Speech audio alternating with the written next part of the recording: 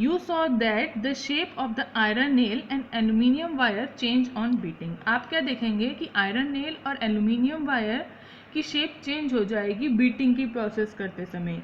If they are beaten harder those could be change into sheet. अगर उन्हें ज़्यादा harder beat किया जाए, ज़्यादा ज़ोर से उन्हें बीट किया जाए, तब वो अपनी शेप चेंज कर लेंगे और किस में चेंज हो जाएंगे, शीट्स में, थिन थिन शीट्स में चेंज हो जाएंगे. You might be familiar with silver foil use for decorating sweets. आपने देखा होगा जो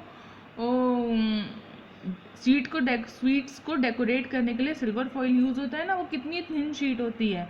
बट सिल्वर जो है उससे ज्वेलरी भी बनाई जाती है तो वो थोड़े से हेवी होते हैं, लेकिन सिल्वर फॉइल ये वाली भी होती है. तो इसको बीट कर करके इतना थिन शीट में चेंज कर दिया जाता है कि उससे स्वीट्स को डेकोरेट करते हैं. You must also be familiar with the aluminium foil use for wrapping food. आपने एल्यूमिनियम फॉइल भी देखा होगा जो फूड को रैप करने में यूज़ होता है. द प्रॉपर्टी ऑफ मेटल, देखिए, the property of metal, metal की वो property by which they can be beaten into thin sheets, जिसमें वो थिन शीट्स में बीट करने के बाद चेंज हो जाती हैं, इज कॉल्ड मैलिएबिलिटी. उस प्रॉपर्टी को कहते हैं मैलिएबिलिटी. आपने अपनी प्रीवियस क्लासेस में पढ़ा होगा ना, अपीयरेंस के बारे में, हार्डनेस के बारे में, सॉल्युबिलिटी के बारे में. इसमें आप पढ़ेंगे the next property, the next physical property is of material is malleability.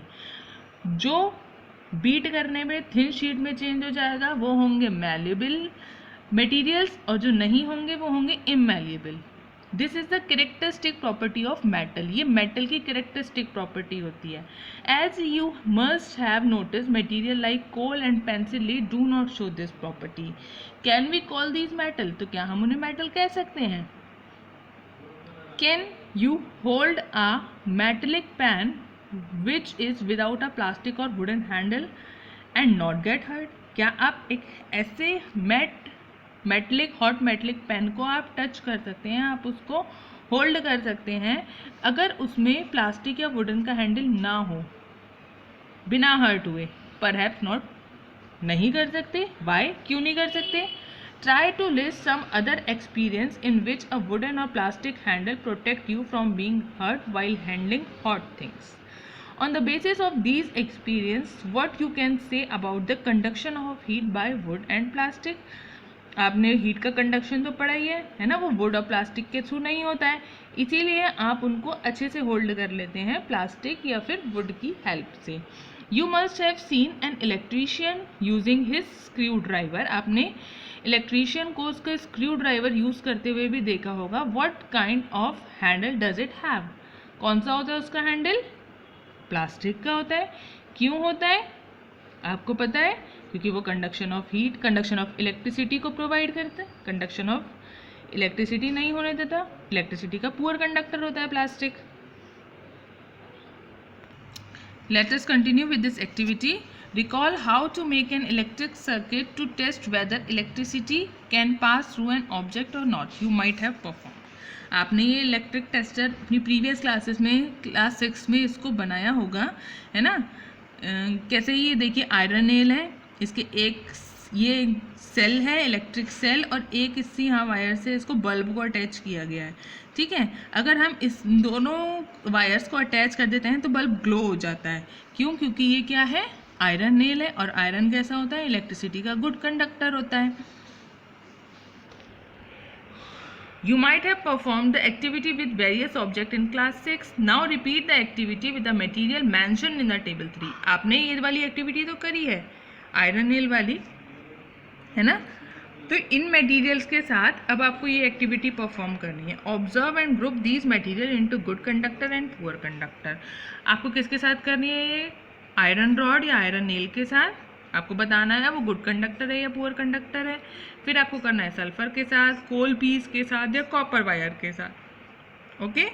You observe that iron rod, nail and copper wire are good conductors. आप क्या ऑब्जर्व करेंगे इसमें? Iron nail,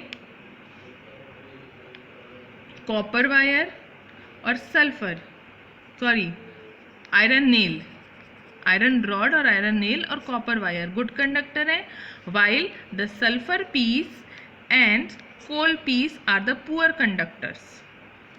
Oh, the meaning of recalling our experience and then of this activity was to show that metals are good conductor of heat and electricity. We learned this in class 6. देखिए पहली क्या कह रही है, आपने मतलब क्यों recall कराया गया आपके एक्सपीरियंस को, ये देखने के लिए कि आपको याद है कि मेटल्स जो होते हैं वो गुड कंडक्टर होते हैं हीट और इलेक्ट्रिसिटी के. आपने ये क्लास 6 में भी सीखा है. Where do we find the use of aluminium and copper wire.